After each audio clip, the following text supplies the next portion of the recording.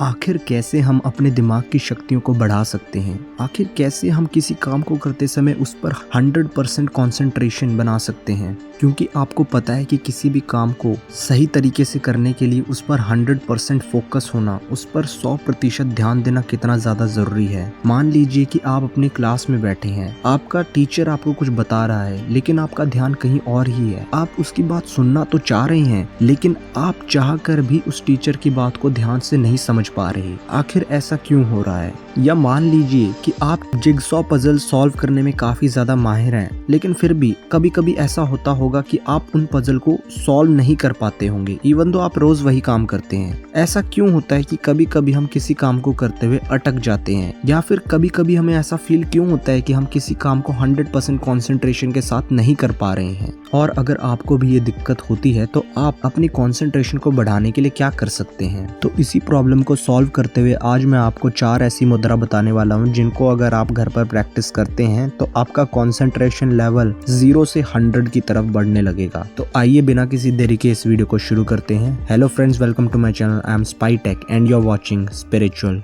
Take.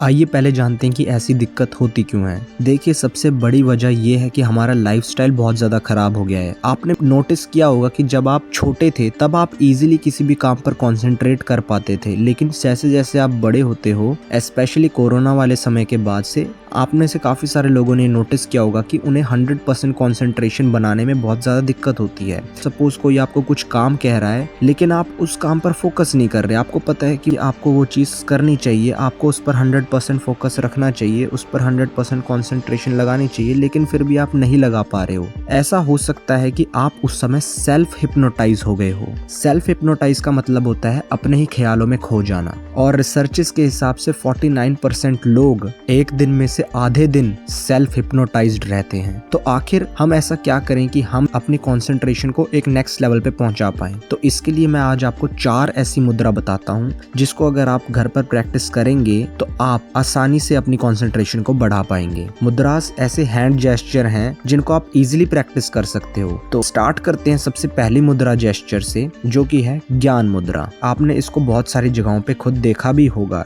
इसमें आपको चौकड़ी मारकर बैठ जाना है एक जगह पर और अपनी स्पाइन को सीधा रखना है। देन आपको अपने लैप्स के ऊपर अपने हाथों को रखना है और इसकी फोटो मैं आपको स्क्रीन पर भी दिखाता हूँ। और अपने अंगूठे के टिप को अपने इंडेक्स फिंगर के टिप से टच करना है। बीच में सर्कुलर शेप बनाने की कोशिश करनी है। आपको बाकी की 3 उंगलियों को ज्यादा स्ट्रेच नहीं करना है, उन्हें रिलैक्स छोड़ देना है। ये मुद्रा सिर्फ आपकी कंसंट्रेशन को ही नहीं बढ़ाएगी बल्कि आपकी मेमोरी भी बूस्ट करेगी। सेकंड मुद्रा, इसका नाम है ध्यान मुद्रा। आपने जरूर बुद्धा जी को इस पोज में बैठे हुए जरूर देखा होगा। इसमें आपको अपने लैप्स के ऊपर दोनों हाथों को रखना है, उन्हें एक साथ जोड़ देना है जैसा आप देख रहे हैं। पर ध्यान रहे कि आपको जो है अपने लेफ्ट हाथ के ऊपर अपना राइट हाथ रखना है। देन आपको अपने दोनों थम्स के टिप्स को टच करवाना है और बीच में आप देखेंगे कि ओवल शेप बन रही होगी। और ये मेडिटेशन करते समय बेस्ट मुद्रा हो सकती है क्योंकि ये आपके दिमाग को शांत करने में बहुत ज्यादा मदद करेगी। तो कंसंट्रेशन ऑटोमेटिकली बिल्ड होगी।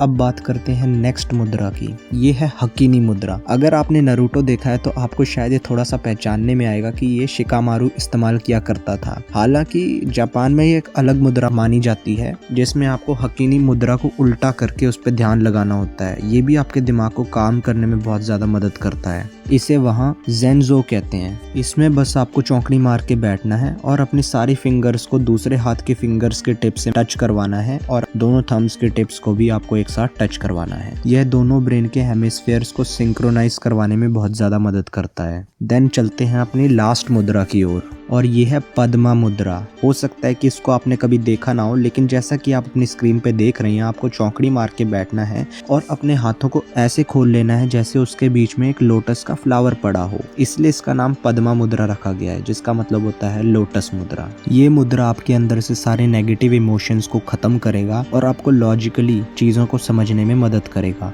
दोस्तों, अगर आप ये सारी मुद्राओं को रोज 10 मिनट भी प्रैक्टिस करते हैं ना, तो आपको अपने फोकस और कॉन्सेंट्रेशन में काफी काफ़ी ज़्यादा बढ़ोतरी दिखेगी। और अगर आप में से कोई ये ट्राई करता है तो वो भी मुझे कमेंट सेक्शन में बता सकता है कि उसको इन चीज़ों को फॉलो करने से कितना ज़्यादा फ़ायदा हुआ। तो अगर आपको मेरी ऐसी वीडियो बहुत ज़्यादा पसंद आती हैं तो नीचे आप लाइक का बटन है उसे दबा सकते हैं, हमारे चैनल को सब्सक्राइब कर सकते हैं और आप चाहें तो मुझे इंस्टाग्राम पर भी फॉलो कर सकते हैं। मेरा यूज़र नेम है spiritual.tech। तो मिलेंगे ऐसी ही एक और मज़ेदार वीडियो में, तब तक के लिए बाय और thanks friends for watching this video.